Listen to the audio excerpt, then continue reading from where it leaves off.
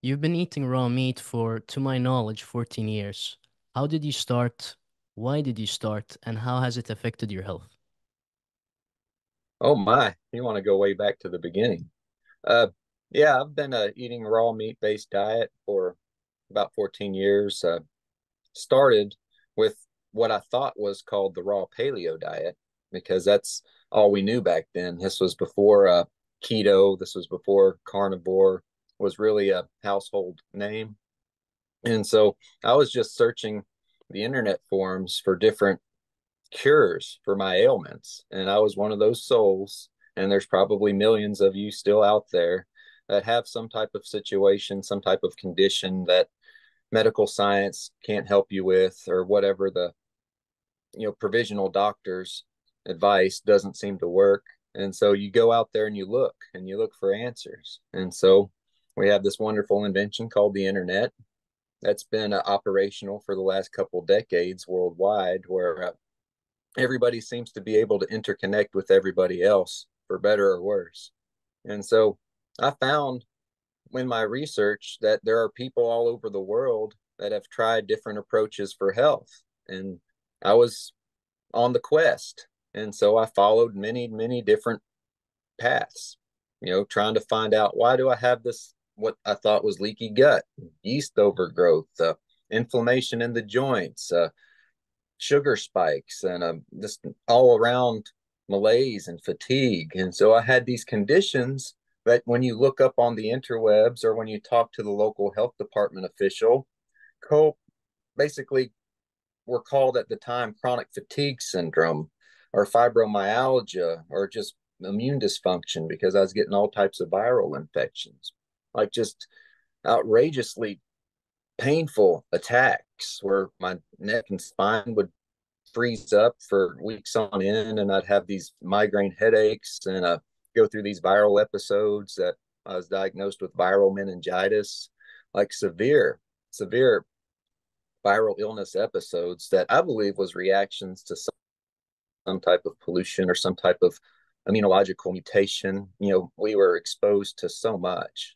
All of us are in this world. Like the GMO generation. My generation is the GMO generation. It's when they started to implement the glyphosate policy of spraying the food fields with glyphosate, and then finding genetically modified adaptations and mutating the corn and the soy and the canola and all the grain crops that go into the processed foods. So we were fed this. And so I think a lot of us have had some bad reactions, and they're not being called out on. And this is something that's been going on for generations probably before us. The industrialization of the food has been an ongoing thing for, over 100 years. And so we're just at a certain phase of it, the genetically modified phase, which I believe has massive detriment. And the technological phase, where, all the EMF pollution and the light uh, restrictions and people not having access to the earth and to the energy and the health of the earth. And so all of this culminates, I think, in a condition that many of us face. We don't know why, we don't know how we end up in this world and under the conditions we do, but we end up unhealthy and feeling unwell. And a lot of us feel like this isn't the natural state and that there's probably better ways. And so that's my quest. And that's where I was when I was searching for what I thought would be a better way to health. And I found the raw paleo diet out of nowhere, through the Weston Price Foundation. There was I think a man out of the Philippines that went by the name of the Good Samaritan. And I think maybe a lot of people in the raw meat community know who he is, but he's had a site and that linked to a raw paleo forum. It's this internet forum that I stumbled upon, and I was reading the post and the different people from all over the world that were trying the raw meat diet. And I just jumped right in because I already tried the cooked Weston Price diet. I already tried variations of Mediterranean diets, vegetarian diets, standard American diet, all this stuff that I've tried, and I've had successes and failures, but nothing ever felt like it fit right. So I was ready to try. And so I went cold turkey. Like when I started eating raw meat, this was let's see, it was the winter of 2010 when my daughter was being born. I, I was undergoing what I thought was H1N1, or or was it 2009? I'm sorry, I can't remember dates very well because at the time, like I said, I was undergoing viral meningitis. I had severe brain fog, severe mental issues where I was just depressed and I was just despondent. And I went through a lot of suffering during that period of time. And I was really, really sick. So think about it. When you're at that point where nothing seems to help and you have this H1N1 that they said, was coming. And then your wife at the time was pregnant with your third kid, ends up being triggered into early labor. I'm out of work, don't have a lot of money, sick with a kid in the hospital, and I'm researching what to do because I'm sick as hell and I don't want to live like this. And so I find, the Weston Price Foundation and I find the paleo sites. And at the time I was raising these milking goats for milk for my kids because I was trying to provide for them like a diet that I thought was healthy and more natural. And so after they were weaned off of breast milk, I was giving them goat's milk and, whole milk and farm foods. And I was trying to go that route for them. And at that time in the winter, I didn't have any money. I didn't have any food. I was sick and I had a daughter on the way that was in the hospital and I didn't know what to do. And I had these goats and after my wife at the time came back from the hospital, we butchered them and had them in the freezer, and I started eating them raw. Just instinct. I said, I've been reading about these people and I've been seeing what they've been doing, and I tried a raw deer heart just like maybe a month or so before, where a friend was hunting and he helped get me some deer meat, and so I ate the heart raw and I ate some of the deer meat raw, and I said, this is actually pretty good. It's agreeable. It doesn't make my stomach sick. And that's the problems that I was having at the time. Cooked meat would just make me feel sick. I would cook like a whole chicken and some broth with some vegetables and just eat, chicken soup, like it's supposed to be healthy. But I don't know if I realized at the time I was just getting regular store-bought chicken and probably mostly GMO grain fed. And I was reacting. I was reacting to the grains that the animals were eating. This is something that took me a few years to figure out. Like I was having issues. I had such bad food intolerances where I eliminated grain from my diet and I felt a lot better. And I eliminated dairy because I was having issues with dairy as well. So eliminated grain, eliminated dairy, and feeling a little better, but trying to find like, you know, Weston A. Price plants and vegetables didn't quite work because the vegetation just didn't digest properly. And so I was trying to do more meat heavy, but then the cooked meat didn't feel well. And I was at that storm of what else to do. And then the raw meat idea came in, and I started eating the raw goat meat. And within a week, like my stomach pains went away. I got energy. I got out and started doing work and feeling better. Like within a week, and by the second week, I had a little diarrhea. Like I had I guess the ketosis was starting, and I could feel like this paste in the back of my throat. And it was just, everything had that kind of sweet. And at that time, the raw meat started to taste like almost sweet and appealing. And so I went through this adaptation phase, and but I was feeling so much better. Like every step of the way, I'm like, this is it. And I felt like it just compelled me to keep going. And so I kept going. And after about a month or two, I gained 10 pounds and had energy. And then about the third month mark, I think I gained another 10 pounds and pure muscle, pure energy. I was just going like I hadn't felt since I was a teenager. And so that was the very beginning and the start of the journey. I don't know how much more you want me to explain before, we go into other questions. Well, one interesting thing is how did the diet change and the benefits change during these 14 years? So, what are the big changes you've made, the things you've learned, when it comes to eating certain things and certain ways and so on? I can go into, yeah, just the early changes, that initial adaptation, that initial feeling like I don't have indigestion anymore. Like that was something that was very new because I had for probably 7 years before, since my early 20s, just had some type of indigestion, or I'd eat too much and I'd feel really heavy and tired after eating. And all those types of feelings and symptoms that I've become accustomed to as normal alleviated. And it was just the most odd feeling to where, wait a minute, I just ate like a pound of food and like I'm feeling pretty good. And my blood sugar's not spiking. And I'm not having that, insulin slump and all these things that I thought was just a normal part no matter what I ate, for years before. That went away.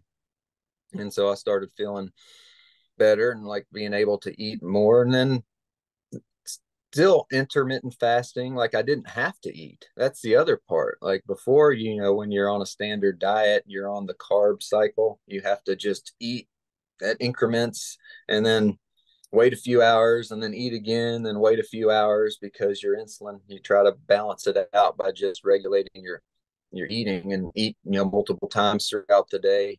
Well, I didn't have to do that anymore. That's something that also surprised me. I could eat twice a day and be satiated. Like, yeah, I wouldn't have to eat when I first got up in the morning. Like I could get up and maybe I'd drink an egg or two just to, head out the door if I had to work and I couldn't eat until later. But then I'd eat a little bit, maybe half a pound to a pound of food at lunch, and wait until I got home for dinner and ate a big meal around 7 o'clock at night. And one of my things doing like early on would be I do my blogging. I call it blogging, and it was me doing research. And so what I did was after I found the diet and got head deep into it, I would just do research on it, to find out the science behind it and how it works and how ketosis works and how, the micro and macronutrients and are in raw meat and how that's superior to cooked, and went down that rabbit hole you're probably been going down in since 2019. But I was doing this back in the like 2010, 2011, 12 era where, it was wild, wild west and a lot of this stuff was completely unknown. And I was able to contact a lot of people out of Europe and through the paleo forums and other people in other countries like Australia, New Zealand, and the Philippines. And I got to talk to these people individually and just learn from their experiences while I'm eating my dinner. I'm sitting here like blogging with a little bit of raw meat, just getting the grease all over my fingers and all over my keyboard and just typing away, just like really communicating with people and writing these ideas out in the forums. And so learning as I go.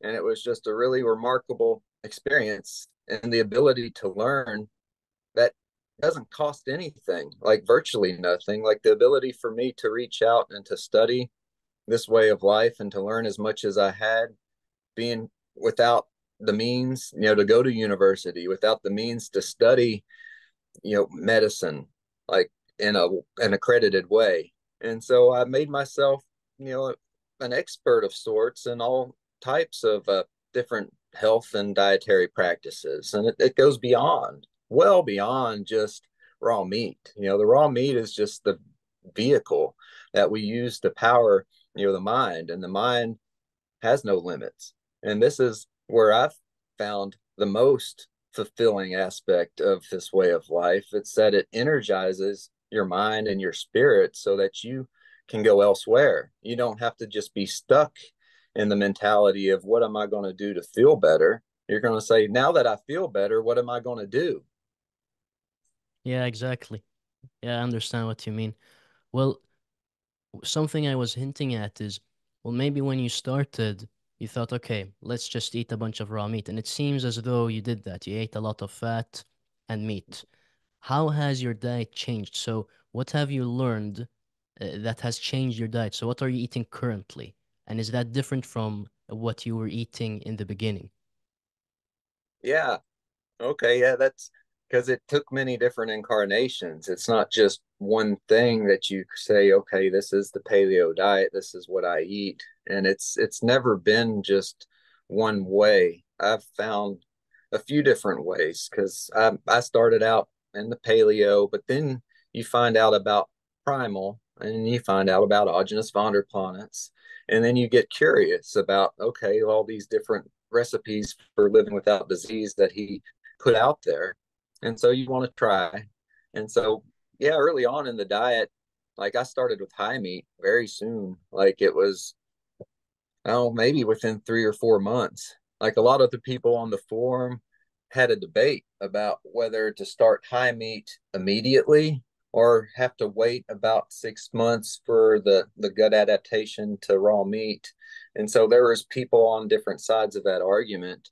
And I was kind of more brave. And after, I think about 2 months of eating the raw goat meat and then finally getting some sheep meat from this Mediterranean restaurant, I started to ferment like a lamb, like raw lamb. And I also hit a goose. Yeah, yeah. I hit a goose with my car, like one of these Canadian goose that just flew right out in front while I was driving down the road. And I said, that's a fat goose, and it looks like it's pretty good. So I butchered, I cut it up into pieces, and like the meat is on geese is actually red and rich. It's a much more richer meat than is a chicken. And so I enjoyed it raw, and this is pretty good. And I made some high meat out of it, like some fermented goose. And after about a month in the mini fridge, like it started tasting really good, like fine cheese. It wasn't bad, and I could eat a little piece and get the energy boost from it, get the digestion boost. Like I just felt like my digestion, I could eat more meat, like I could eat more, like large amounts. And that's one of the reasons why I think I could gain so much weight so quickly on a meat-based diet. It was just, my bacteria was being charged for the first time because I come from a history of antibiotic use going back to like my earliest infant days. I was getting infections and pneumonias, and I suffered with upper respiratory infections as a child and ear infections. And so I come from, an antibiotic generation too, where I think that the basic gut flora just wasn't functioning properly. And perhaps for a lot of people, if you don't have that history of broad spectrum antibiotic use and you eat a well balanced standard cooked diet, maybe you could flourish and you could live fairly healthy. But I'm coming from a different history. And I think a lot of people now in this world that we live in are coming from a completely different history where we have been bombarded by broad spectrum antibiotics and we have been exposed to pesticides and things that have damaged our adaptation capability to grains and to modern cooked foods. And so I think that whatever adaptation that a lot of people developed during the early days of the Neolithic period and onto the industrial age, those adaptations are frail and they're fragile. And when you start interfering with things like they're interfering with things now, I think they break apart at the seams. And so idea, my idea is that perhaps for those people whose capacity to tolerate modern foods has been attacked so severely that it's irreparable in some cases. Well, maybe there's an alternative latent form, a metabolism uh, that's programmed into us that comes back much further into the evolutionary past and it's much stronger. All it needs is to be reactivated. And that's the raw meat based ketogenic diet. I mean, that's what it is. It's when you turn on your mitochondria through ketones, and that extra energy gives you what you need to heal and to overcome whatever damage that was. And so that's where my research has led me. And that's where I'm at right now, trying to get attention to people out there. And it's difficult. Like, I don't know why anybody else in the scientific paleo community doesn't reach out to me more often. I mean, there's people like yourself that are enthusiasts that know for themselves how well the diet can work and what it can do for people. But I'm trying to get the word out on a bigger scale, and it's hard to do. And maybe there's certain rules to this realm which pro- prohibit it. I don't know. It just seems odd to me that I can't speak with these people who are doing the scientific research, and then they can take my ideas into consideration. And so I'm just happy for the opportunity of anybody who's willing to listen to hear me speak. And I'm glad that you invited me on for your show today. Well, it's a pleasure to have you here. Um, to help the viewer, because many people who are going to watch this are obviously raw meat eaters, including me, including you. Um, but many people hear us, they hear me, they hear anyone who eats raw meat and explains the benefits of it. Um, and they say, okay, I want to try this, but I'm batshit scared of the bacteria. So I think, I mean, we have a veteran raw meat eater with us. Have you ever gotten food poisoning? Oh yeah. I mean, I'll admit I've gotten food poisoning, but I got food poisoning a hell of a lot more, like a thousandfold more when I was eating cooked foods. I mean, absolutely. It was devastatingly sick trying to make these different soups and stuff. I think before I caught that H1N1, I was trying to make this fish soup, doing the Mediterranean stuff, and I just didn't store it properly. And then I reheated it, like I think one time too many, and just deathly sick for days, throwing up. And so, and it had me down, it had me weak because I was already at such a low threshold of health. And then that's all it took, to wipe you out. So think about, maybe historically, why are these people getting these major infections and dying, in the prime of life, and they eat something like a little piece of bad meat and then it kills them? Uh, are we that frail? And so what I found is when I started doing the raw meat diet, uh, my immune system improved immensely. I didn't get all those little colds and infections, and like the stomach bugs went away. But I did go through a period.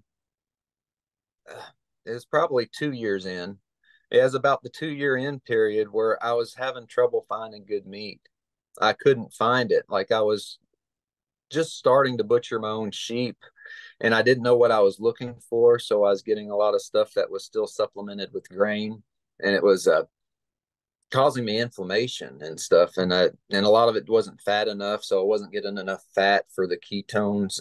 And at the time, I was eliminating dairy and butter because at the time I was mixing a little bit of butter in, but I thought it was giving me trouble. So I was going through a struggle. I guess that's what you can say. And I think a lot of people do when they come to this way of life. They go through the struggles because the adaptation's not easy, and it's not easy to obtain the optimal foods. And so I was going through a hard time. I was getting this what they called milk fed chicken. It was supposed to be an organic chicken that was given like excess dairy from a raw milk dairy. And so I thought it was good chicken, and I was eating it, but I was eating it also with pork. Like I had this organic pork, and I was trying to eat pork fat, and it didn't work. Like it wasn't well. I was feeling absolutely awful. And then I had this chicken carcass in my fridge, and I didn't have any other meat, and the chicken was starting to turn. It wasn't right. I should have never ate it, but I was desperate, and I saw like, well, Alginus eats rotten meat all the time, but like it's not that type of meat and stored in that kind of way, and everything was wrong about what I did. And so I ate the chicken, and like within a day, like I was just throwing up diarrhea, had a probably what they would call full blown salmonella. And so I was sick. And probably for about 10 days, I couldn't eat anything. I was just, things were coming out, things were coming out. But that, talk about a detox reaction. And so I lost about 10 pounds, and I was really weak, frail, and low energy for probably another week coming out of it. So you're talking about like 2 week period where I just wasn't well. And then I found a good source of some sheep and I started eating again. And within a month, I gained all the weight back and I had full energy and it was like it never happened. So, and I never got salmonella again. Of course, I never ate chicken in that condition from that type of source. So I learned my lesson, but not only that, I think my immune system did undergo an adaptation because when you do nourish yourself out of those detox reactions, I think your immune system learns much better and it's much more resilient. So when you do come out, it makes you stronger. So the theory that what doesn't kill you makes you stronger when it comes to bacteria, I think there's something to it. Maybe even the bacteria themselves are what made us who we are. We can go back even further to help alleviate people's fears of bacteria and eating raw flesh. Our ancestors were probably scavengers as much as they were hunters back before we learned to fashion true weapons. And so the hominids, like we can go back, where the split between the great apes, the hominids and their chimp ancestors about 6 million years ago. And when we started foraging on the plains, we were out of the trees, out of the forest. There was no fruits and nuts and seeds and other things that the our omnivorous ancestors would thrive on. So we had to do whatever we had to do to survive. And learning to use rocks to smash open bones and to smash open brain cavities that the hyenas and the other animals couldn't get to and eat the rotten flesh. I think that, as much as any other theory out there, explains the adaptation and the mutation and the growth and the quick evolution of the human being. The access to fermented, rotten DHA with putrefaction bacteria consumed in large, large amounts over the course of the 500,000 years or so from the time we left the chimpanzee to became the carnivorous ape. I think there was a period of transition and mutation that was fed on that, where our ancestors ate the rotten flesh. We lived as scavengers. That's why we developed the pH of buzzards in our stomachs. It that was that period of time where we truly transitioned from the omnivore to the carnivore. And I think we lived that way for a fairly long time, evolutionarily speaking. And if you want to go back even further to the carnivorous tree weasels, the proto-primates, they are primarily insectivores and eating insects. And then they adapted to the arboreal life, eating fruits, nuts, seeds, insects, and whatever else they could find. And they live that way for millions of years. So we've waxed and waned through our dietary history. And where we've come up now as the carnivorous bipedal ape.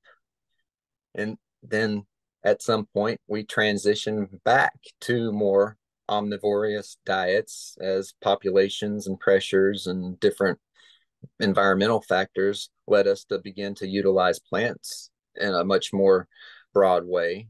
And so throughout the whole process, we were never completely one way or completely another. And I know this is kind of off the scale of the bacteria. This is off the original question, but it's just something that I have to get out there that, yeah, this back and forth, this ability for the human being to adapt to the carnivorous diet from the first bipedal apes, to eat rotten flesh and thrive, and to develop an immunity to whatever it seems nature throws at us. I think we've developed on an evolutionary trajectory that's quite unique and quite remarkable. And so the power of the human being to adapt and to evolve is unmatched. And so where are we at now with that? We're afraid. We've come this far to be afraid of bacteria, of microorganisms that are our symbiont. They are us. You know more than I do about the percentage of life organisms that are within us that are bacterial, and even the cells of our body are itself. Were once the descendants of these bacteria. We are one and the same with them. So why don't we learn to live with them? and learn to appreciate what they can do for us if they're in their element, if they're in their natural balance. And so that's where we need to steer the conversation. It's not the issue of a bacteria or the proliferation of the wrong type of bacteria. It's just creating an environmental balance where the bacteria can live with you and through you instead of against you and on you. And to comment on what you said, I mean, our mitochondria were originally bacteria, but then they became a part of the eukaryote cells. So, and another thing that aligns with your experience as well is that with cooked meat cases where cooked meat has been left out and it ferments, that's usually associated with the deaths that I've seen. So when people have died of E. coli infections and bacterial food poisoning and they blame it on raw meat, Mm-hmm. usually it's cooked on the outside or something similar like that. Usually it's never that it's fully raw and it's never been heated above the animal's original body temperature. And when you look at raw meat in general, there are many cultures that have fermented raw meat dishes and they don't get sick. It is only when you've cooked the raw meat before, made it into cooked meat, and then you let the bacteria proliferate on the dead organic material, then you get food poisoning. So that's a very important distinction that I believe Alginus talked about. And when I started looking at the Inuit and when I started looking at the bacterial food poisoning cases, everything aligns really. I want to ask you, since you mentioned slaughtering your own animals, that is obviously something that, well, most people in the health community would wish that they could do. You're in the position where you're doing that and you've been doing that for a long time. And I believe everyone should aspire to be able to acquire their food in that way. So, could you walk us through the sourcing, the butchering, and then the storing? Like the entire process is incredibly interesting to me. So, how do you do it? Yeah, yeah, that could be an episode into itself. And that's what I used to post about when I was involved in the internet forums of just practical how to. And so I helped a lot of people, find ways of storing in their own meat and then being able to, even if they can't butcher for themselves, they can still buy, the whole animal secondhand. And so I've been, yeah, trying to find the best way to do this for a long time, just for my own personal use, but also to help other people out. So source is where you begin, like, and I can go into why, I choose sheep, why I particularly prefer mutton. And there's a, story behind that. Like, I think that pasture raised mutton and has a fat profile that's much, much preferable to about any other ruminant animal I've been able to come across.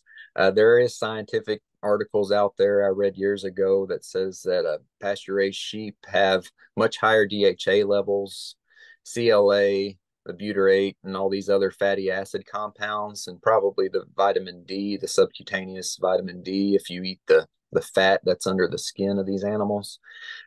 So I think that it has a much more uh, beneficial profile, maybe even equal to that of the essential fatty acids you find in seafood. Like I was saying, DHA is a big one that they say, oh, you have to have seafood to get enough of. And that's nonsense. Like fatty, mutton aged animals that have been maturing on the pasture, like, these ruminant sheep that I eat, have plenty of DHA. They have plenty of all the essential fatty acids, and I think a very healthy profile of it. And for whatever reasons, they seem to be able to pack on that layers of fat in it off of grass without any grains. And so that's why I've been living off of sheep, and then being able to process myself makes it a lot easier as well. You don't have to pay a processor. So small ruminant animals are something that you as an individual could access and harvest yourself without much danger. And like if you're trying to do a cow or a wild boar or some of these other animals, they're just a lot more to handle. And sheep have been bred for millennia. Like since before recorded history, the Indo-Europeans were bringing their sheep flocks across the Asia Minor all the way into China and back. Like this is where our ancestors began to domesticate animals, the forest fawn, and that they turned into the modern sheep, and then they did cattle and other animals too. And so, but the sheep just seemed to be the most easily harvested for an individual. And so, and they have the best, I think, fatty profile, the best tasting livers. Like the liver of a grass fed sheep is just so sweet and so mild. And cows, the fat can be a little more waxy. The liver and the organs can be a little more strong tasting, and still good, still healthy. And I've been able to use cows, from time to time. It's just I have my preference. And so I go to farms and I look for the best. And I found that there's a lot of commercial operations that are just on land that's been over farmed and that's not quite, doesn't have all the elements that they need. And so it comes out in the taste of the meat. Or if you go to more northern climates, they'll feed hay and silage during the winter. And that can give them a more sour taste and probably not a healthy overall is healthy profile if they're eating the dead grasses and not being able to forage or eat the grass that's even under the frost line. If you have enough pasture and your animals are truly adapted to the environment, they should be able to live without supplementation. Now, this is a pipe dream. This is something that, an ideal, and it's something that most farmers can't practice because they just have a limited allotments of land. But I'm talking about bigger free range operations where there is enough forage on the land to feed them year round. I think it's more optimal.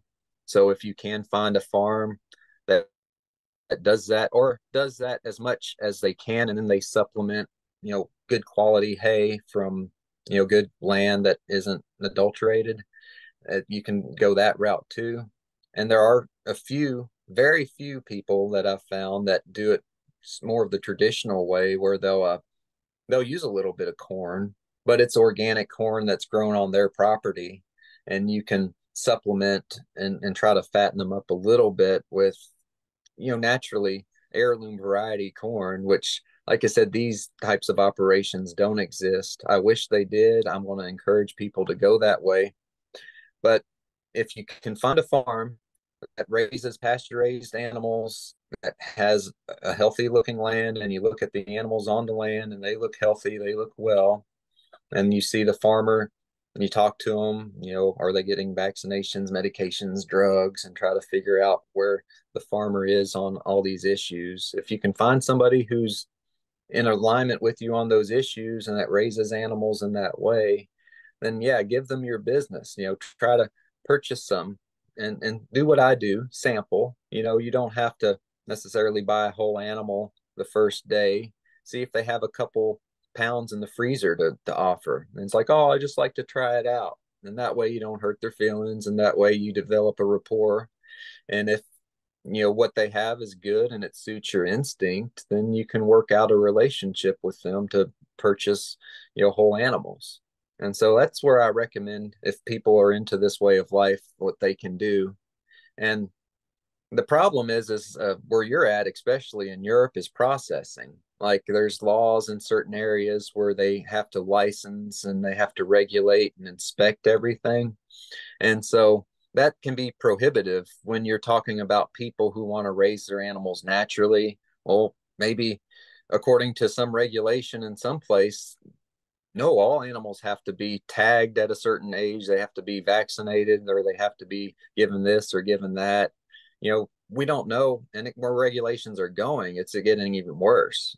So we don't know what to do about circumventing regulations all the time. I recommend, if you live in a country where they won't throw you in prison for it and you feel like you can get away with it, do what you have to do to survive. You know, do what you have to do. If you have somebody who's willing to sell you an animal under the table and allow you to butcher it, do it. This is civil disobedience. This is a human right. We have a right to harvest our own food and to know where it comes from. I know people that have reached out to me from Germany and Europe where they do exactly that. And they live in communities where there's people that are okay with allowing, a little bit to go under the table. You don't have to report everything to the government all the time. So I encourage people over there in Europe to try to bypass the regulations in any way that they feel is safe and something that might be necessary for them to obtain food without having to pay exorbitant fees and taxes that, make this type of diet prohibitive for probably the majority of people who would benefit most from it. And so I'm encouragement for civil disobedience. Go ahead and do what you have to do to build a relationship with your local food producers and to work outside of the regulations if the regulations are restrictive.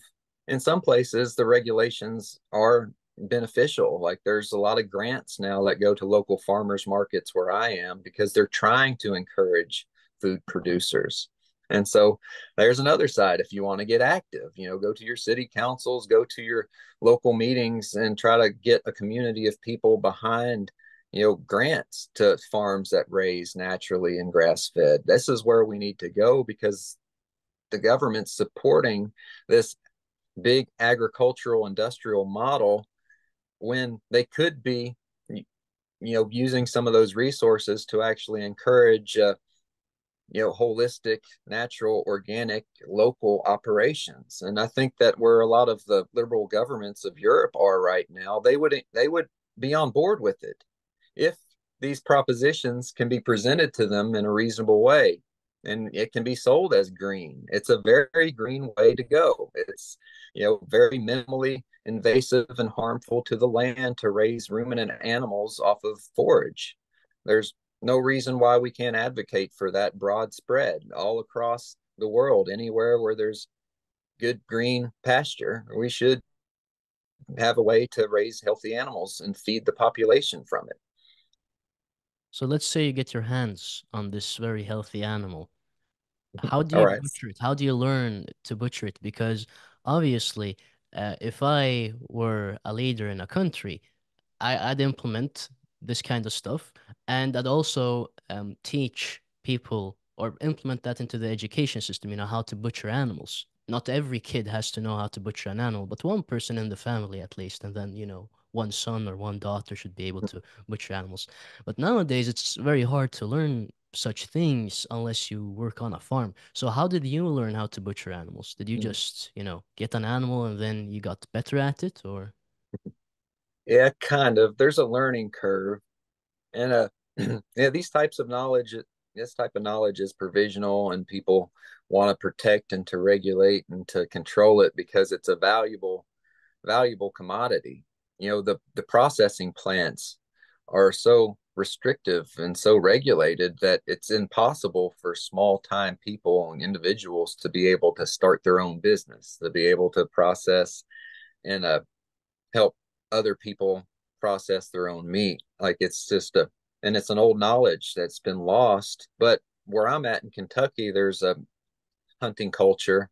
And so if you know how to process a deer, you can process about any other ruminant or any other type of grazing animal. Like there's not much of a difference between deer and goat and sheep and even cows. They're just a lot larger. So once you learn how to skin a buck and cut out the back strap and to quarter it up and pack it away, like you can pack away about any other animal. So once you know the basic skills of how to operate a bone saw and how to skin, you can take that anywhere. And it's not that difficult to learn, but it takes practice.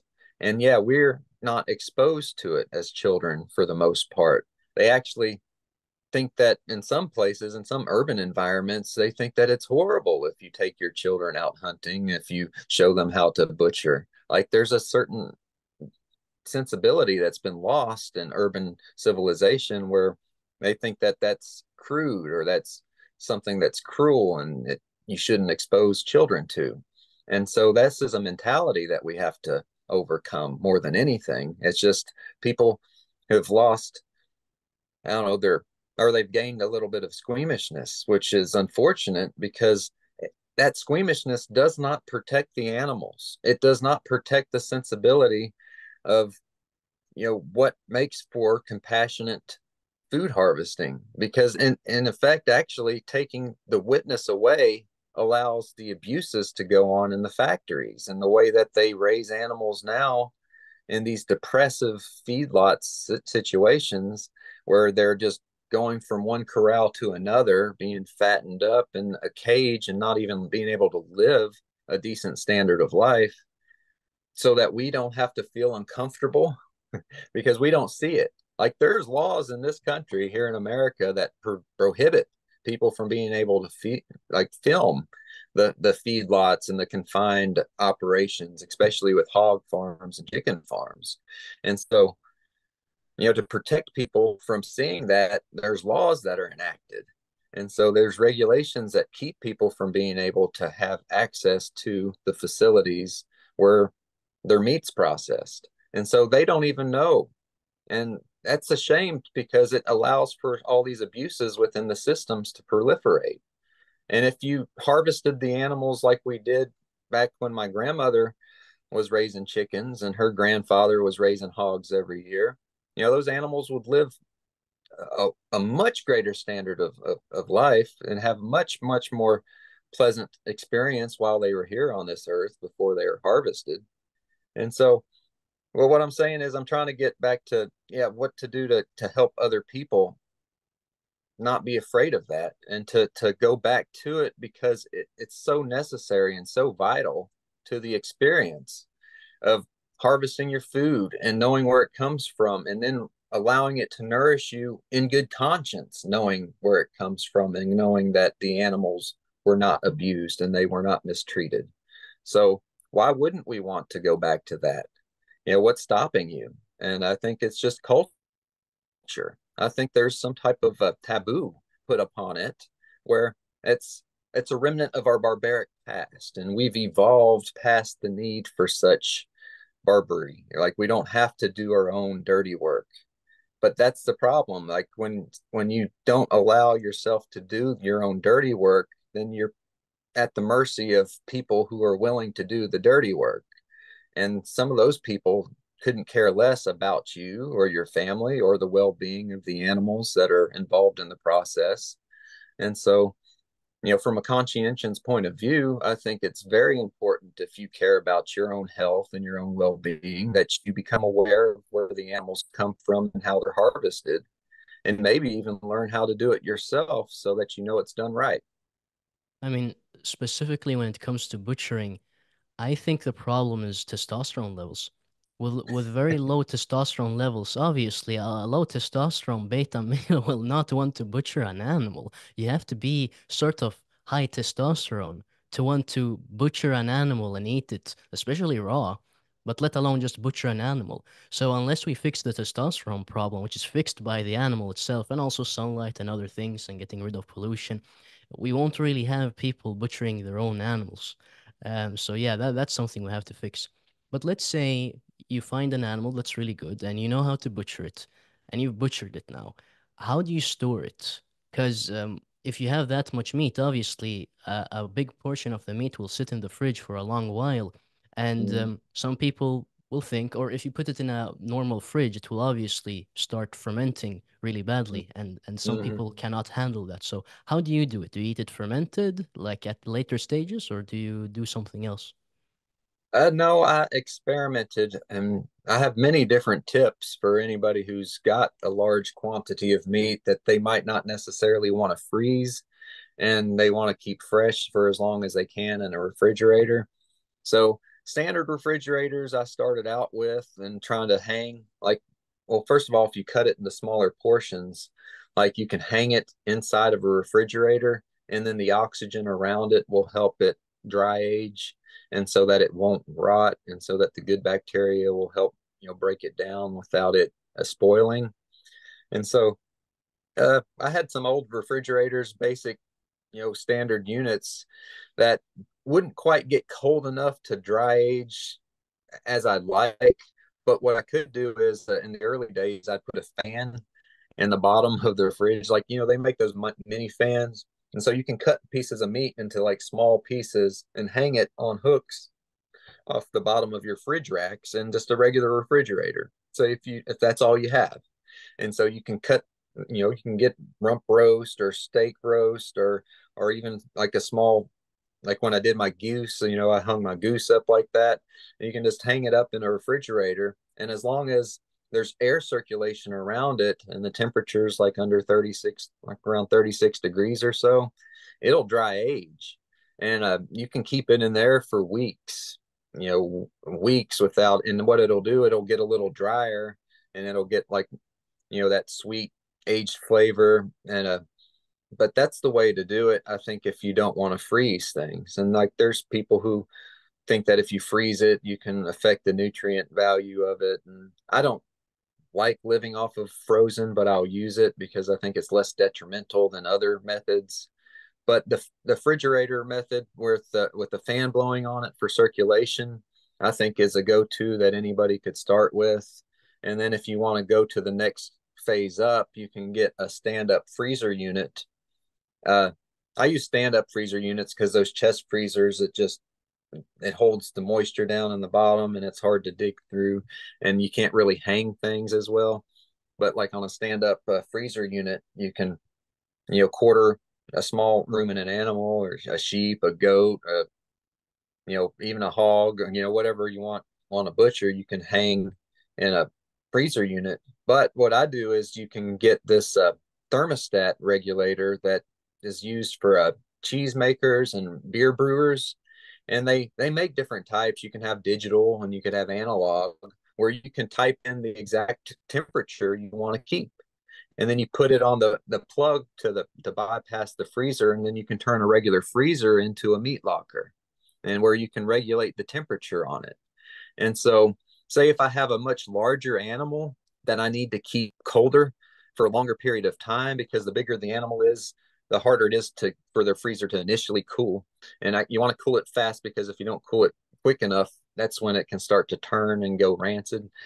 But if you get it at the right temperature, then you can regulate, like say, well, it's getting a little too aged too fast. Well, then you can just turn the temperature down a few degrees and say, if I got an animal that's so big it'll last me over a month, then I can turn the temperature down a little bit to make it last longer. Or if I just have a really small animal that, I need to age a little faster, I can turn it, the temperature up a little bit. And you can go off of taste, off of feel, how you want it aged. And like you can, even if you don't have a frostless freezer and there's too much humidity, what I do more than anything is I'll put towels in the bottom of the freezer. So like when you initially butcher, like a lot of the moisture just drains off. And so I put towels in the bottom to soak up the extra moisture. And then I dry age the meat that way, and I'll just cut off what I need as I need it and eat conveniently just until it's gone. And then I'll, crack open the bones and try to get the marrow out. And in this way, everything stays preserved. It doesn't have to even touch a piece of plastic. Like, a lot of people, I'll vacuum seal some things in plastic or use glass jars. And so this way, the animal doesn't even have to touch any plastic, doesn't have to, sit or be frozen, and you can have it as fresh as you want, accessible anytime you want it. And it's the most convenient way I've found to harvest your own animals and then consume them in a way that preserves as much of the meat as you can possibly preserve, so nothing goes to waste. Man, that's amazing. I was contrasting that to what I do currently. Obviously, for the muscle meat, I have it in the fridge and then I buy it intermittently. But for the beef fat, I don't really have a good way of storing it because it always molds after a while. So what I found is that if I keep it in room temperature, exposed to air, it doesn't mold. It might get a little bit stinky, but I mean it's absolutely amazing. I'm just leaving raw beef. It's actually over there on the camera. It's the yellow stuff over there on the table. I leave it outside for like a week straight, room temperature, and it seems to work. The part that's not exposed to the air, that's the one that obviously doesn't get dry, so it might get stinky, but the part that's above, it doesn't get smelly and nothing happens to it really. So I've noticed that with the muscle meat and organs. If you leave them out in room temperature, they might dry a bit, but they might also mold. It might get that white mold. But for fat, the best way that I've found is to just leave it. in room temperature, especially for the beef fat. Um, Now, most people have access to muscle meat and liver and anything, they're at the mercy of their butcher. If the butcher has testicles, they can get testicles. If the butcher doesn't have brain, they can't get brain. I can't get brain, for example, because it's illegal to sell um, you know, a brain that comes from a national animal over here. So if it's a Swedish animal, you can't sell the brain. But if it's from Ireland, yes, you can get the brain, and it's usually frozen, so I avoid it. Um, but the thing about doing it your way is you get every single part of the animal. So the question is, how do different parts of the animal affect you? So do you eat the gallbladder? Do you eat the pancreas? How has that affected you? Do you eat the lungs? Like, how do all of these parts affect you? Because obviously, if you look at the Native Americans, they attribute certain parts of the animal with certain medicinal properties, for example. Oh yeah, that's probably one of the other primary reasons why I harvest my own animals is because when you go to a processor, yeah, a lot of places aren't allowed to give the brain. Like some places use a bullet, and so like they kill the animals with bullets so that the brain's completely destroyed and got metal fragments in it. So that's not that's not good. And then the thyroid and the sweetbreads and the caul fat, like the fat that surrounds the gut, like not the soot that's behind the kidneys, but there's actually fat that aligns the intestines. All that they just throw away at the processor, so you're not allowed to access it through, you know, the traditional markets. And the only way that I could harvest and have access to everything is to be able to do it myself, so that I can keep whatever I want to keep. And so yeah, I utilize all the organs, and I think that's also a part of my diet and why I've been able to make a raw meat based diet work on such an extended period of time is because I do eat nose to tail and I get all the nutrients from every bit of the animal. And the bone marrow will have a certain profile of fatty acids, and it's even got the stem cells that produce the blood cells, which have nutrition effect. And in the blood, I'll harvest the blood. A lot of people don't. And but I think it has a salinity that's very similar to like seafood. And so whatever types of minerals you think you could get from clams and oysters and shellfish, I think if you don't have access to those foods, you can drink a little bit of blood and probably have the DHA and the different minerals that would be components of the seafood, because the salinity is very similar, to blood than the ocean water. And so I have access to that and the different enzymes in the liver when you eat it. When you get a liver fresh, so first of all, like if you slaughter an animal and eat the liver when it's still wet with blood, and the glycogen in it, that the liver produces is still 100% like fresh and raw, before it becomes diminished. Like it's just a completely different sensation. Like the liver when it's still warm, before it's even been cooled, it just melts in your mouth and you can taste the vital essence of that animal. And you can't do that if you have a piece of liver that's been hanging in the fridge for a couple weeks, because some of the elements get aged out, and you can still discern between good and bad. But for whatever reason, I found like just the initial taste of the liver, of the sweetbreads, of the lymph nodes. The lymph nodes are also something they cut out that are an extremely good indicator of health, because like if there's a clear white creamy lymph node that tastes like sweet, like almost a little bit sweet and salty, you can tell like just from that taste that the animal's got a healthy lymphatic system. Like you can tell. And then if the lymph nodes are dark or really hard and chewy and have a bitter sour taste, you can tell that animal's been filtering out something that's probably not optimal. And you can still eat it and still be okay, but it's not optimal. And so being able to have access directly to all the organs right after slaughter, you can tell these indications of health and vitality. Like the liver of animals that are fed too much soy protein or even the GMO corn will have spots in them. And the Amish butchers around here call them protein spots. It's just where they have, the protein feed. It's just too much for their liver. And you can tell like with these little spots in the liver of these animals that are fed grains. And I've noticed in the fat of some of the fatter animals that I butcher, like it has these streaks in it, like these little cloudy streaks in it, but only in the animals that are fed, I think, corn or that live like on a farm that's adjacent to a cornfield where they might be getting runoff. Like for whatever reason, I don't know if it's the corn itself or if it's the pesticides or the herbicides, but I've noticed in a lot of these animals, these indications that there's something not right there. And I can tell with the taste. And oftentimes, like I said early on, I found with the inflammation that I would get. Some livers and some organ meats just wouldn't taste good at all, like where I just lose my appetite altogether for it. I couldn't eat it. And so, yeah, having access to all the organs and you can be able to have a better discernment for the overall health and well-being of that animal. And then after eating all the organs, you have a better idea of how well each can affect you. Like the bile, like I drink the bile, not all the time, but like if it's a really good, really healthy animal with the liver that's really vibrant, I'm like, this stuff is just good.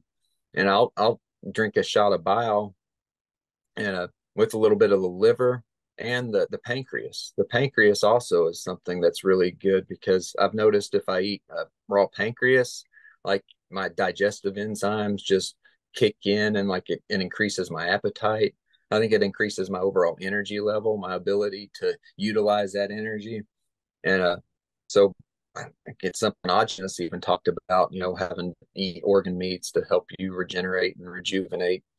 And so I think there's some value to it. The raw organs, especially when they're fresh right out of the animal, that are just optimal. Holy moly. I mean, that was amazing. Would you would you say that what are the most important signs according to you? Is it the liver's taste and the lymph nodes, or are there other signs that you really look at whenever you butcher an animal? Okay, yeah, the liver. I think liver is king. There's some guy that said that.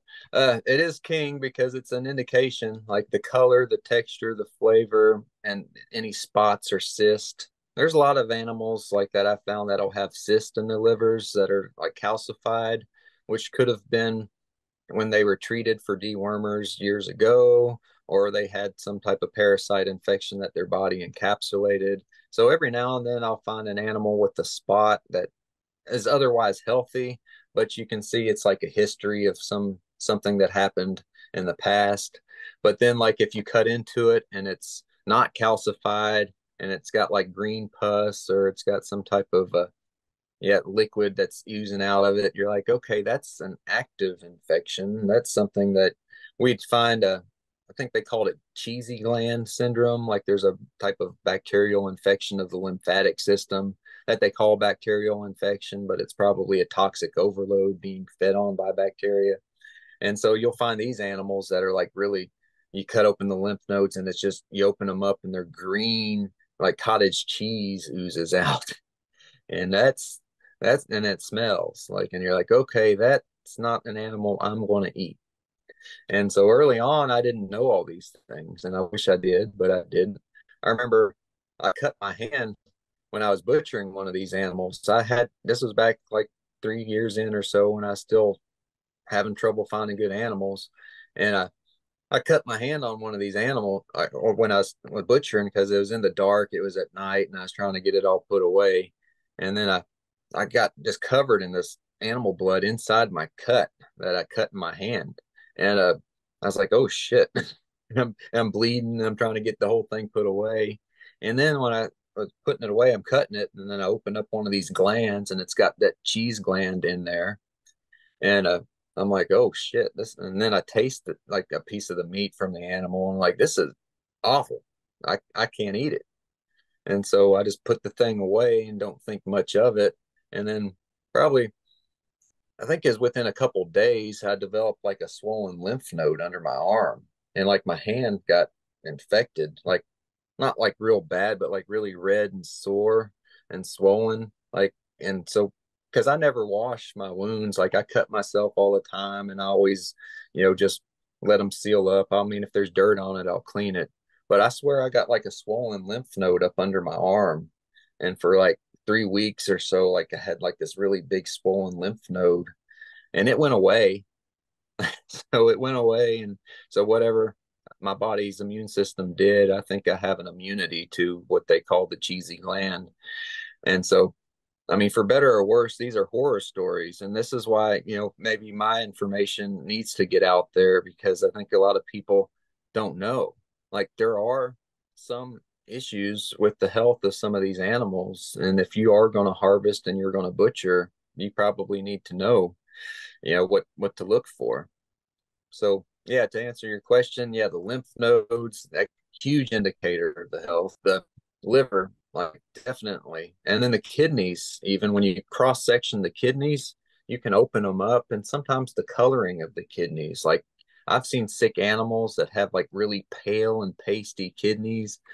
There are some of them that, even when I was working for commercial butcher operations, like seeing like the abscesses on some of the organs. But the coloring, like, you can tell like a kidney, and when you open it up, if it's like really, really pale on the outside and there's not a lot of red or color on the inside, then it's probably has some type of kidney stress. It could be bad water, it could be mineral imbalances, or just eating, rotten hay for the winter. We don't can't really tell exactly what the culprit is, but yeah, the taste of those are not as good, and I typically don't want to eat them. Like, I won't eat one if it's discolored or if it doesn't look right. But then on the flip side, if it's healthy, it's got the real dark, reddish color, and on the inside of it, uh, there'll be like fat. Like on a real healthy animal, it'll be a good, clean, colored, creamy fat that you can taste, and it's really good. Taste wise, sense wise, you can just tell it's a healthy organ. And this is the aspect that's almost impossible to explain, to people who haven't actually done it for years, because it takes a lot of time just to be able to taste good and bad organs, and being able to say, okay, this is good organ, this is bad organ. And sometimes the senses deceive. Like, I'll have a liver and it'll taste really, really good for I eat about half of it, and then that instinctive stop says, okay, oh, there's an aftertaste or something here that I don't think I need to eat too much more of. And for some people, that can be borderline obsession, borderline orthorexia. But I think it comes from an instinctive background. I think we develop a lot of our aversions or our likes, you know, because of our instinctive capacity. But, people in modern times, that has been distinct, has been eradicated. It's been taken away from us, so what we don't develop it as strongly as we should. But living this way for a long period of time, I think, will help you, because clearing away the cooked proteins and the sense and the spices and the extra salt, you really get in tune with what the animal is. And then you can tell the state of health and wellness of the animal by taste and sight. Like, I think that's what our ancestors did. I'm almost sure of it. Yeah, and this is something that gives you trouble with non-raw meat eaters because their experience with raw meat is when they're handling it before they're going to apply heat. And obviously they're getting stuff from the grocery store, and that stuff, I mean, it tastes really bad, it smells really bad, and it even, doesn't look good. And it's just muscle meat. It's not even the organs. It's not even the place that's affected the most when an animal is unhealthy. So if you go to such a person, you show them, okay, no, this is how meat is supposed to look and how it's supposed to taste in its raw state, because maybe someone's tasted raw meat and it tastes really bad. Some people like who listen to people who eat raw meat, they buy meat from the grocery store and then they feel, oh, well, this tasted really bad, so I don't want it anymore. Well, that's because it's meat from a low quality animal. People ask me all the time, can you go to a grocery store and eat like can you eat raw meat from a grocery store? And I tell them, well, if it's a low quality animal, whether you eat it cooked or raw, why are you eating it in the first place? And what I was going to say earlier, and I lost my train of thought, was that the reason I, for example, can eat raw meat, and probably you too, every day, and I love it, is because I buy meat from pretty good sources. And so it tastes really good raw. You don't need to put any seasoning on it whatsoever. It doesn't need anything whatsoever. It just tastes really good if the animal's healthy. Because, I mean, we're programmed to eat that stuff. So yeah, and I believe you probably have the same experience. I want to ask you about blood because when I've listened to, the episodes you did with or the interviews you did with Weston, you were talking about how you drink a lot of water, or maybe not a lot, but you do drink water, and you've even found success using mineral supplements. Now, what many people in my audience who have access to blood say to me is if you should really drink blood because it contains sodium and it contains all of these electrolytes and it's one of the best hydrators out there and it's even better than milk because it doesn't, contain all of these things that might be problematic for some people, especially if it's A1 milk, for example. So, Mhm. when you contrast what you're doing with what Augenis says, he's obviously against water consumption or Yeah. consuming water to a large degree, and he's against artificial supplements and he's against salt consumption. So you consume blood and you drink water and you consume these extra electrolytes. And some people, I think, me at least, before hearing it, I can't really square that because Oh blood yeah. is so rich in electrolytes. So please tell me your experience, because you're someone who consumes blood, all of this very electrolyte rich substance, but then you also need extra electrolytes. So maybe that, Yeah. Well, I am a contradiction. Like I said, coming to this diet, I wasn't in perfect health and I wasn't in perfect understanding of, all the principles of nutrition. So like I'm still learning. What success I've had, has become trial and error. And I'm not in total agreement with Augenis about everything. Like I love the guy, like the spirit of the man, like just the sense of adventure for him to choose to live in so many different ways before he found what works for him. Like I think that if a lot of us can learn a lot of things from how he lived and how he just experienced life. And so I love the man, but like dairy, I just couldn't do. I'm sorry, Augenis. Forgive me. I just can't do it. Like whatever it is, I come from a history where it mucus is up my gut. Like, and I've tried different fermentations and some of the recipes for homogenous and mixing in raw fertilized eggs and all that wonderful stuff. And I've had some benefit. Like I can feel it nourishing. Like I say, like on a nourishment level and on an energy level, I can feel it. But then my gut, like it just turns off my gut where I eat such high amounts of sheep fat. I eat large amounts, like more than anybody else that I know. And so if I take dairy, like whatever it does, it inhibits that ability. And that energy that I get from the raw meat based keto just doesn't seem to flow. And then I get the gut issue and I can't do it. And so I eat so much meat, like sheep meat and fat, but I don't have a lot of source of electrolytes. I drink the blood, but there's only so much blood in an animal. And I work like mad out in the sun, out in the heat. And so I sweat immensely. And I think coming into the diet, I was already mineral deficient. Like I had spots, like zinc spots in my nails, and just my skin wasn't as healthy. And I just cramped all the time. Like, and I had nervous twitches. Like I had, which is probably a part of like heavy metals, which I was exposed to as well. But heavy metals coincide with mineral deficiencies.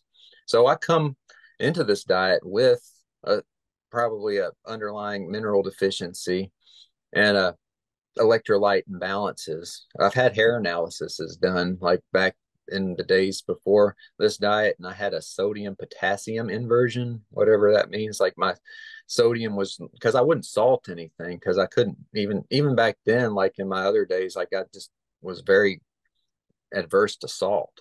And but I had extremely high potassium levels, and I can like it just messes with my metabolism. Like for whatever reason, like I from the history where I come from, like my minerals were just out of balance, and manganese was extremely high, and my aluminum was high, and lead and was a moderately high, and cadmium was pretty high. Like in these mineral analyses I've had, and my copper and selenium and iodine and other trace metals were extremely low, like, deficient low.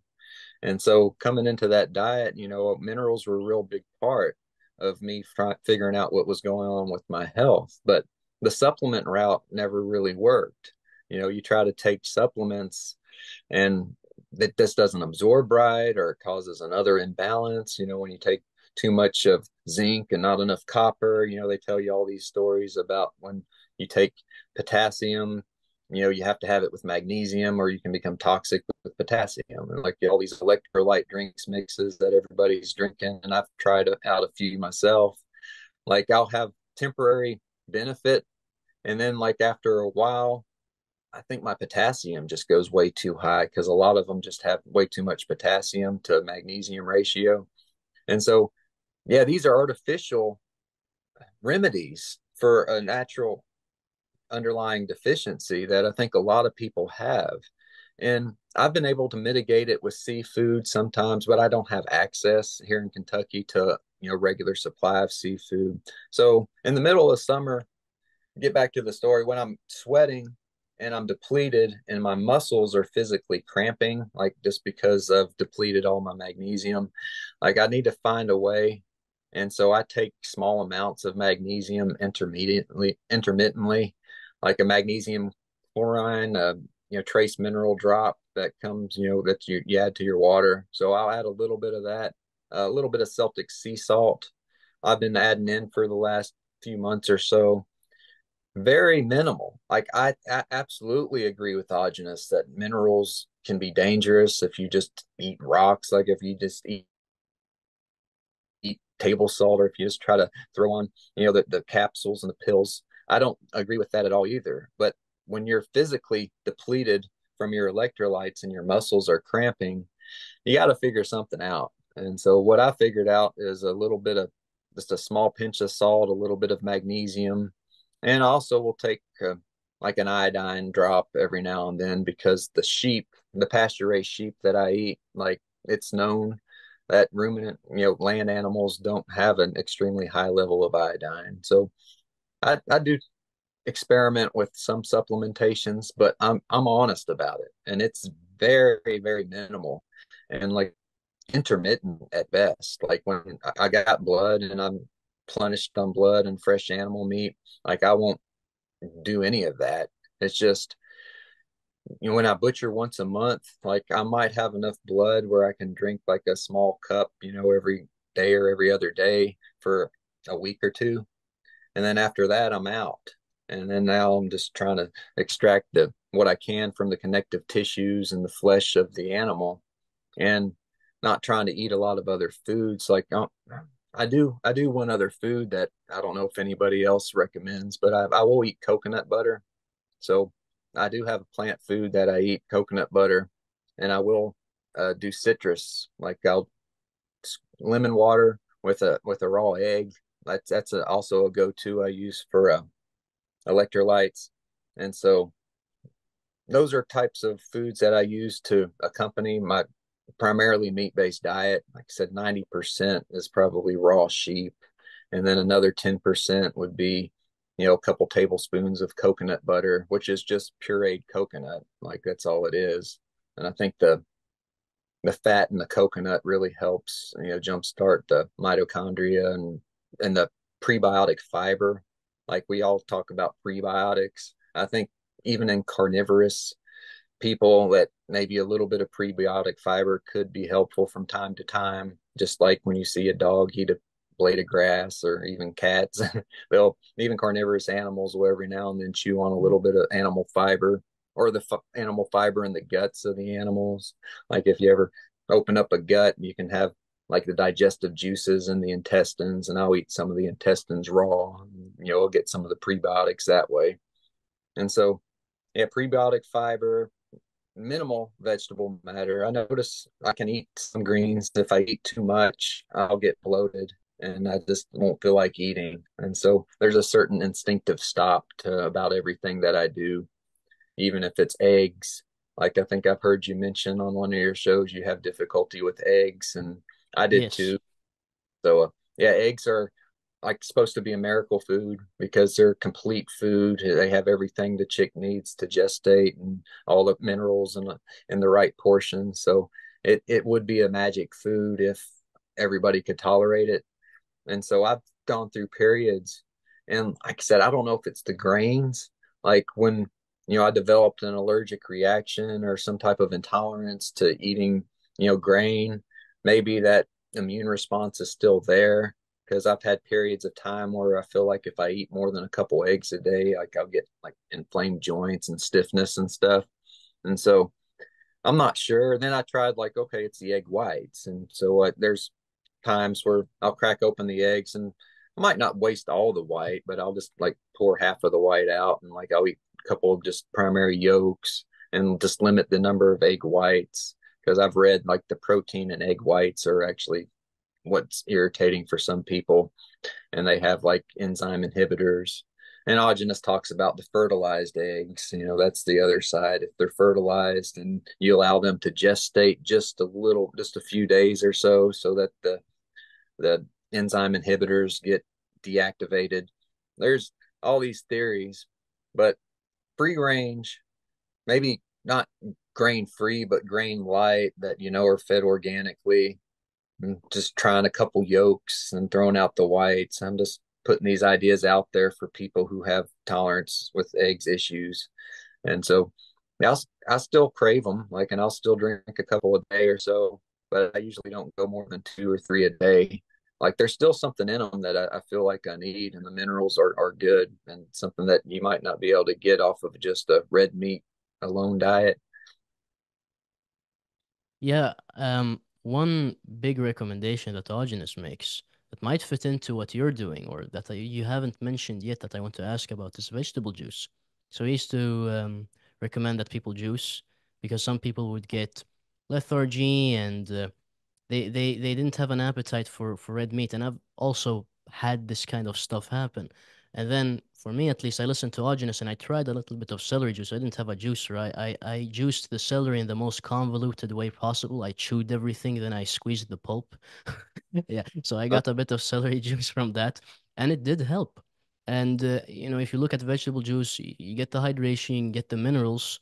So that's sort of a substitute for the electrolytes. At least that's the way Allogenous planned the diet. It fits in to some degree. So the question is, how do you have you done any experiments with vegetable juice? How do you react to it? Yeah, I have, and I've had mixed reactions. I know a lot of people who use it intermittently, and there's been times where I'll make different vegetable juices and feel okay for a few days or so, but then hit that point where, okay, my gut doesn't feel good with it. And it's not, it's hard to explain because, yeah, there's different types of juices you can make, and maybe I'm just not making the right type. I never really liked the celery. Like, I don't know, I've tried it before and it just, yeah, I feel kind of queasy, like if I drink too much of it. So it's maybe my own aversion.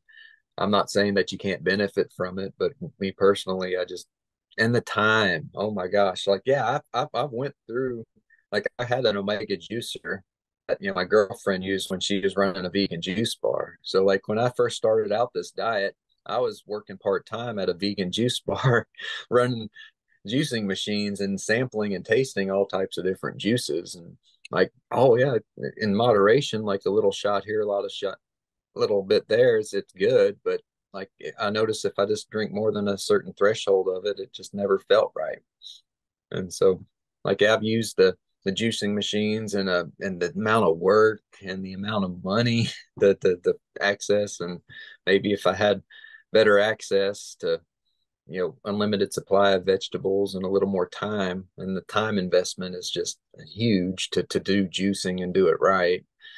Uh, so maybe it's just more of a convenience issue than anything why I didn't do more experimentations into it. So, Yeah, certainly.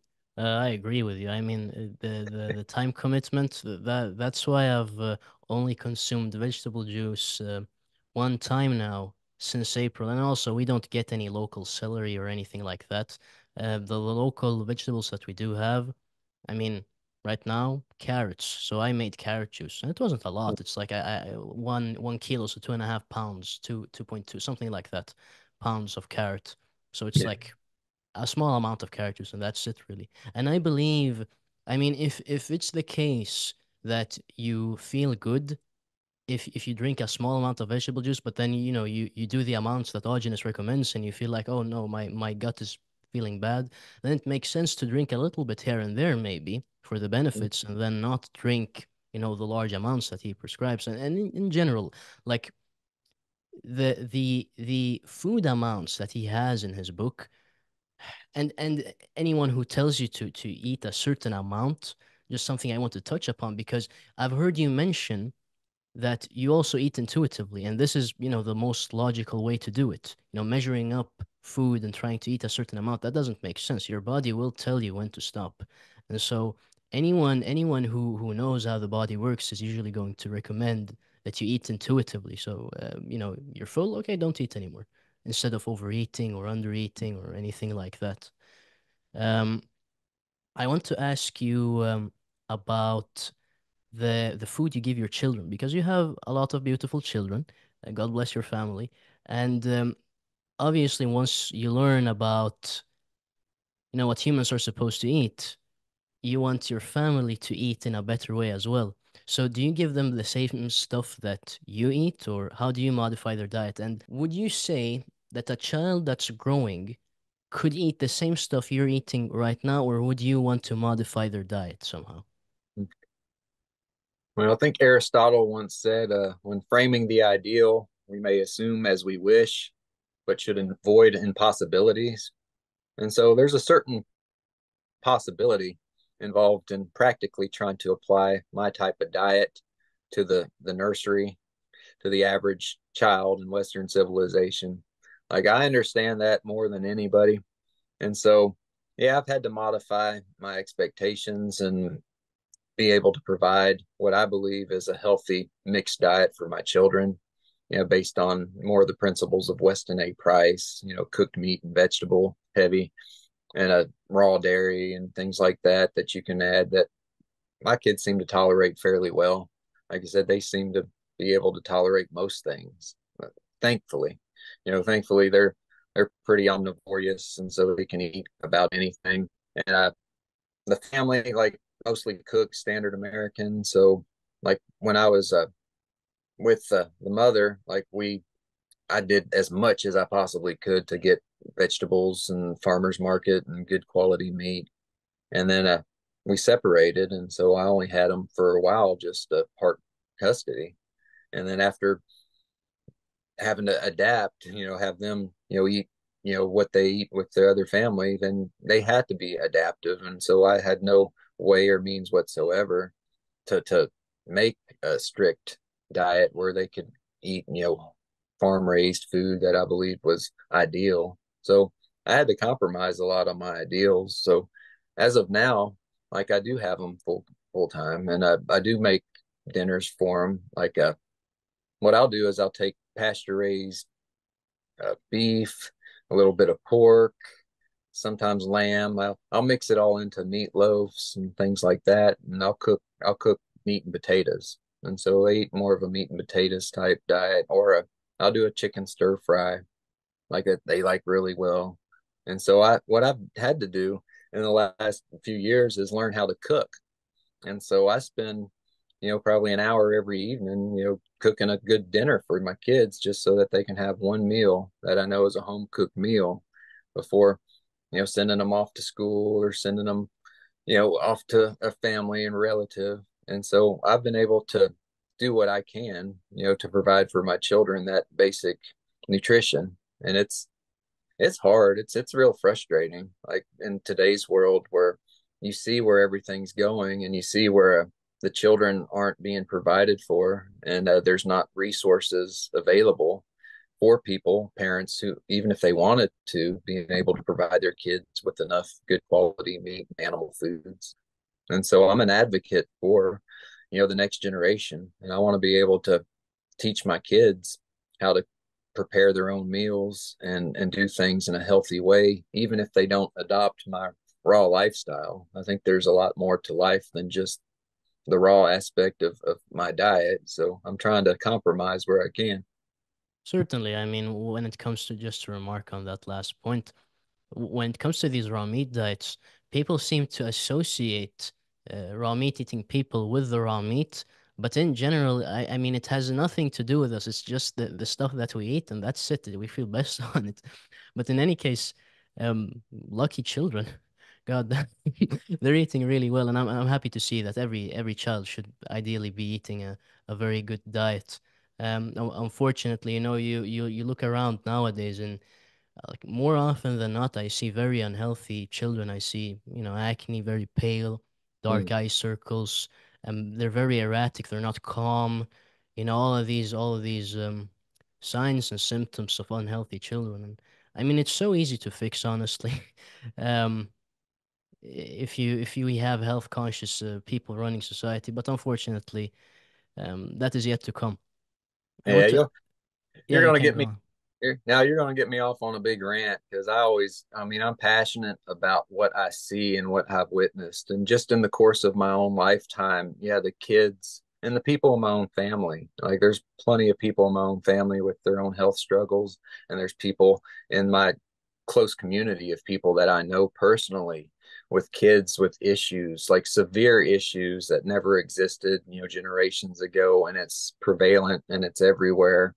And there has to be a rational discussion where we can come together as a community and say, yeah, there's something not right. We need to allocate the time and the resources just to provide better food at the local schools and to provide for education, like real education, not this propaganda that they feed the kids about this food pyramid scheme. It's criminal, absolutely criminal. And then making everybody fear certain healthy foods and making some foods like raw milk illegal.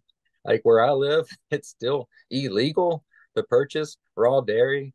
I mean, there's an absurdity, and I can live through that for the most part, but when I see what it's doing to the next generation and children who are incapable of understanding or protecting themselves, we need to advocate for them more than anything, because what's happening now, like the next generation is going to inherit just pure hell, and they won't have a way out because they won't know if the current regime stays in power to maintain this ideological system of diet and healthcare that's completely divorced from our true biological nature.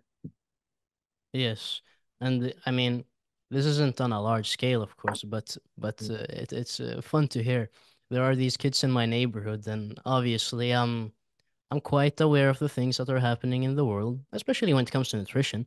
So Mm-hmm.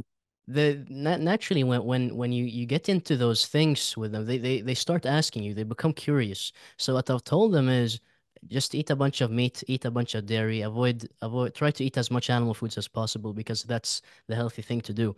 And then one of these kids, whenever he sees me, he's like, can we go to the forest and kill some rabbits? Because I've really implanted this idea that hunting animals is a very good thing to do, and that meat is a very good thing. So I hope that sticks with him. That little change that might influence his children quite a lot, the diets of his children quite a lot, if this stays with him, for example. So just these little things have a big effect, and it is the summary or the Mm-hmm. sum of all these things in society that is what determines the health of society. So we just need a little bit more of that information, more of that view of food.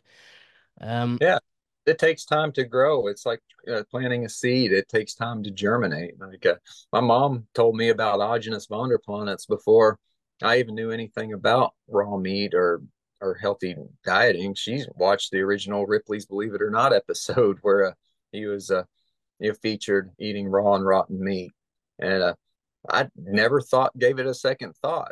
When she told me about this, but then years later, when I ran into him, on the forums, people, oh, that's the guy that my mom told me about. And so that gives it credibility in your mind. So, yeah, sometimes if all you need to do is put that little whisper in the ear of the person that's just now discovering life, and then it might not affect them right away, but years and years later, that voice can echo back at the right time, and it could lead them in a way that would, where they can find themselves and find a better way for themselves.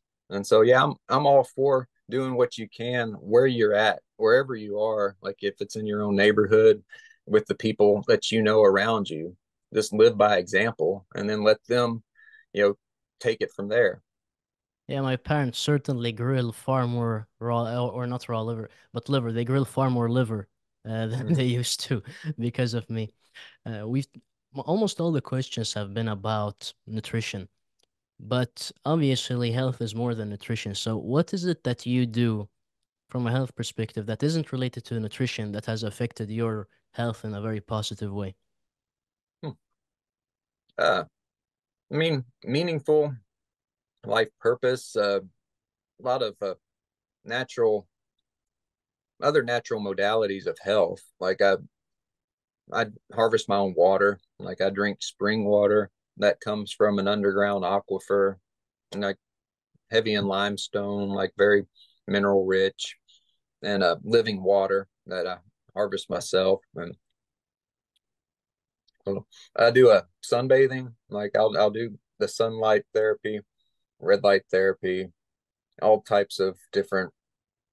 I don't do the hot and cold as much, but I'll sweat out in the sauna and I'll jump in my pond and cool off. And I have a type of a routine where I can clean off at the end of each day and relax. I got a hammock. I'll go lay out in the hammock. That's a good one. Like people don't know how to relax properly, and so just doing that can be immensely beneficial. Like on top of everything else, like if you don't take the time to just enjoy being outside and breathing the clean air and drinking clean water, just very simple, bare necessity things that I think should be pushed by anybody who's interested in health.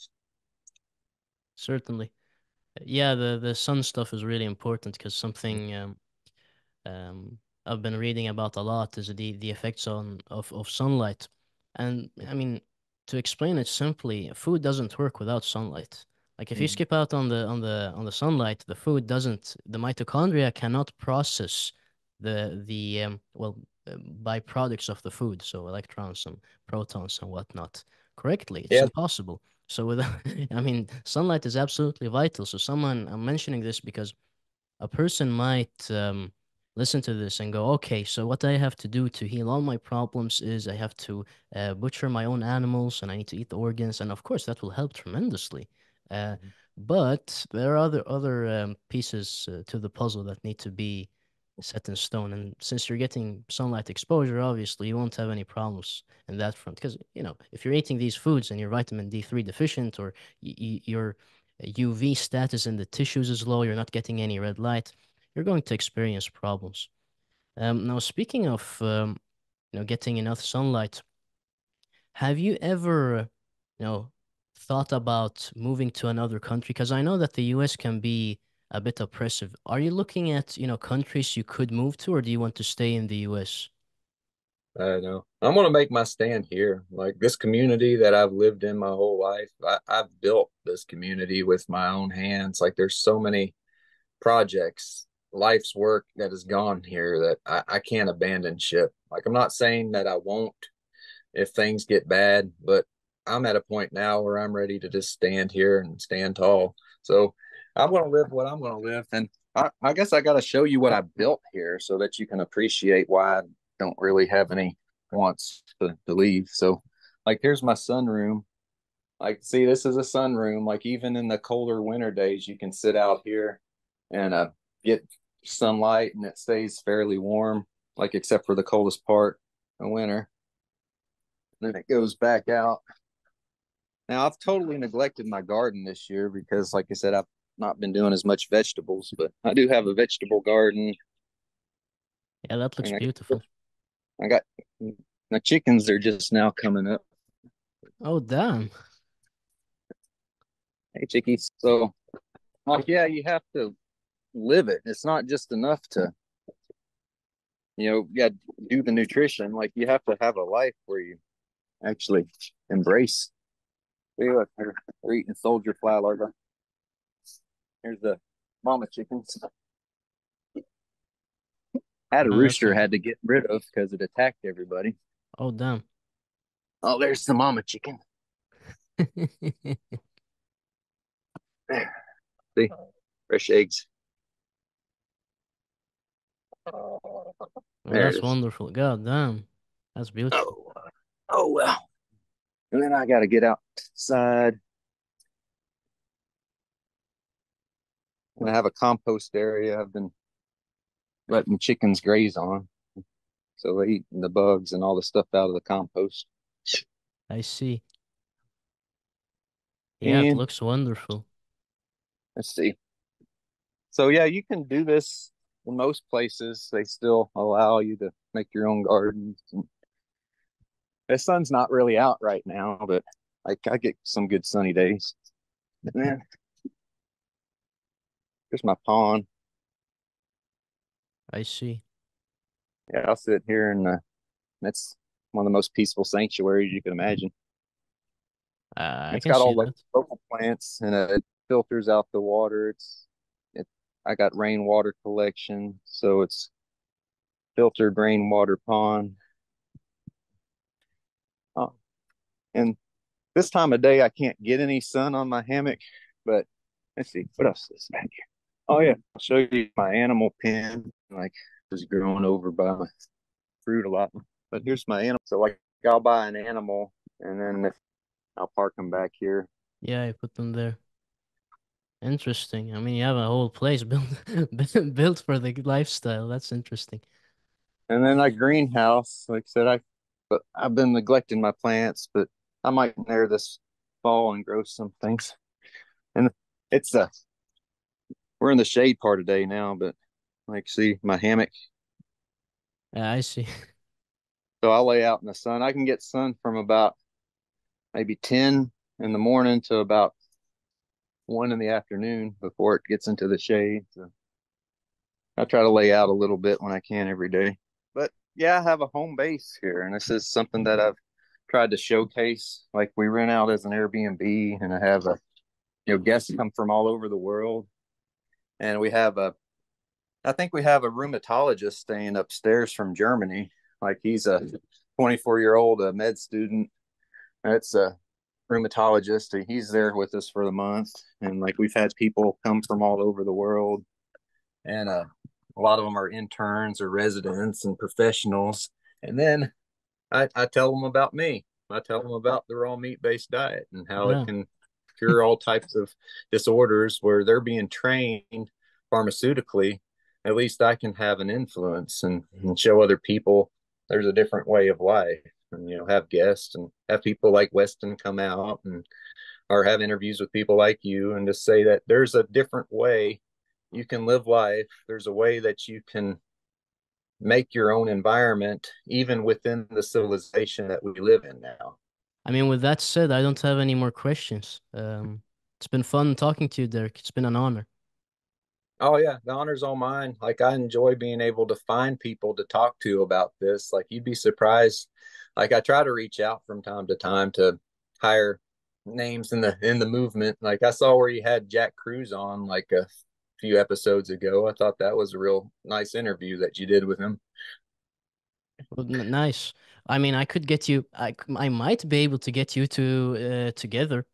I want to talk to him because like I talked to him back in 2012. Well, I didn't talk. This was one thing I love about Jack Kruse is like he's not afraid to talk to you and to have a conversation with you, like and actually engage. Like he was running like his own chat rooms back in 2012, and some of the people from the Paleo Forum were actual friends with him and talking. Back when he was really just discovering the paleo diet. That's about the time I was discovering it, and like I was having conversations like not regularly, but just like in chat rooms with him, and he'd respond. Like I was trying to get it into his head that, well, people who are land bound that can't have the access to the shellfish and the DHA, they can access all the DHA they need from raw lamb fat, and so like I think he heard me on some level, and so he's hard to reach and he's hard to get through sometimes, but I love his analogy about light being the base unit for all of everything. Like I totally agree with that. Like but we get bogged down into semantic arguments. And so like I love to have these types of discussions and I'd love to be able to talk to more people who are more educated than myself, and then give them a little bit of what I found. Because are you aware of the electric universe theory and anything like that? Electric universe theory? Not really, but I might be able to relate it to things I've learned in the past if you explain it. Well, nobody can explain it per se, because like when Kruse and other people say that everything's about light, like what is light? Oh, it's energy. Well, what's the difference between light, energy, and what the ancients used to call spirit? It's that unified force. It's that thing that moves all things. And so I love to understand it on a different level. And there's a guy named Walter Russell that promoted the electric universe theory, and he believes, like I think a lot of other people are coming now to believe, that there is only one energy, there is only one force. And we can call it different things. We can call it spirit, we can call it light, we can call it electricity. And all phenomenon like electromagnetism, from the genetic structure of the genome, it's structured light, or it's structured energy, structured spirit. Like there's a man named Dan Winters that talks about how the DNA double helix spiral, when it's wrapped into the chromosome, is actually an electric energy transmitter, and it transmits the universal energy. And that's all this is. It's an energetic light show. So like I love those ideas, and I want to be able to reach out to people who can talk to me about it, because yeah, light is everything, and it's one universal force. And just maybe there is a greater intelligence that structures this thing, and we just have to tap into it. And with Jack Cruz, I mean, he's very open to doing He's interviews in open to doing general. it. I So, know I don't know if I should have you reach out to him, or what. He knows he knows a mutual friend of mine. Like I think Inger used to go out on some of his cruises. Like he'd have this Jack Kruse cruise where he'd take all the paleo people out and do lectures. And so like yeah, we have a mutual friend, and I have spoken with him in the past, but it's been like over a decade. So I just appreciate that he is able to do an interview with you. I thought that was very awesome of him. I mean, I I was going to mention Argenis's stuff, the raw meat stuff in general, why raw meat is superior to cooked meat, and I was going to explain it in a way, the way he explains stuff, the way he Mm-hmm. talks about food. I was going to use that kind of stuff because I've listened to a lot of his stuff, to explain why raw meat is superior. But I mean, if you watched the first 30 minutes, you might understand why why I went in another direction. Because, I mean, if you start talking to him about raw animal foods, he might he might go on a kill spree. Yeah. So you have to be a little bit careful. You'll have to be prepared for Jack Cruz, um, running at you like a bull, because that's what you Oh, go. Yeah. I know. But I get into the semantical disagreements, and I try to just wake people up to say, like, we have so many disagreements about so many things, but there could be some room for common ground. And maybe the world's just not ready for Jack Cruz to go completely raw meat. So I understand that. Yeah, I mean, because he puts he's seen so many people get helped by light alone, and he's seen so much research, and he's seen the thing I was trying to tell him in the interview, actually, that I really couldn't, because he interrupted me, and I was, I didn't know how to say it. But what I was trying to say is that his his perspective has been so neglected that he's extra adamant about shutting down the nutrition perspective, because usually those people care more about nutrition than light. And I was trying to tell him that I believe both are important and I understand your perspective, but the people who are watching are not going to um, be open to your perspective if you completely dismiss nutrition, because most people who are watching have changed their diet and they felt massive changes in their health. So if you dismiss nutrition, they're not going to listen to you. That's They're not that's what I wanted to tell him. But that the concepts aren't mutually exclusive. Yeah, yeah. It's the light energy that feeds the food source, which is optimal for us, is the same light energy that we would absorb directly from the sun itself. It's the same universal energy. So, like, if you're fueling your health within the nutritional realm with that light energy, it's of the same level and magnitude of the direct energy transfer you get from, yeah, laying out in the sun or being exposed, to your nervous system, the light energy. It's the same force, it's the same energy. It's just we talk about it in different ways because I guess we just can't help. That's certain people have their wheelhouse, and so there's certain terminologies and certain concepts that I think are universal. They just get extrapolated upon in different ways, and so the type of diet I'm advocating for, if I could explain it, should be the type of diet that, yeah, somebody who believes in the power of light energy as the universal force, because the sheep that graze off of the grass, like what greener way to fuel one's being than the sunshine of the off the grass that's harvested into that energy that gets transferred into the body of that animal and transmuted through us. It's one harmonious movement of light energy through the nutritional modality. But I agree totally, you can't live off of nutrition alone. And so you have to have something, a higher spirit, and that physical light, that exposure to the sun is just as vital. I agree. Like I developed what was called seasonal affective disorder when I was a teenager. And so I noticed in the summer months, I was happy, I was running, I was playing, I was outside all the time, turned real dark, never got sick. And then in the winter months, I'd always get ear infections and bronchitis and have get pale, get all types of symptoms and depression. Like my energy levels would go through, just go bottom out. And so, yeah, as a teenager, like I was going through what they called seasonal affective disorder, like these depressions that happen primarily in the darkest parts of winter. And so I knew about that like early on. But it took me a while to put two and two together where, okay, I need to actually do more to get more light. And at the time, I was still eating a standard American diet, but I did all right. And so I think the nutritional aspect is just the missing piece. You have to bring in that optimal nutrition with the optimal light, optimal water, and just an idealistic open mind to see where you can go with it. And so that's where I'm at still, trying to explore these ideas and learn for myself. I mean, the thing with Jack Kruse is, if we go back to the stuff you were talking about earlier, he understands that food is light energy. He's the one who is talking with people about this. But even then, what surprised me with the interview, maybe he thought that I was a food guru because he did call me a food guru a few times.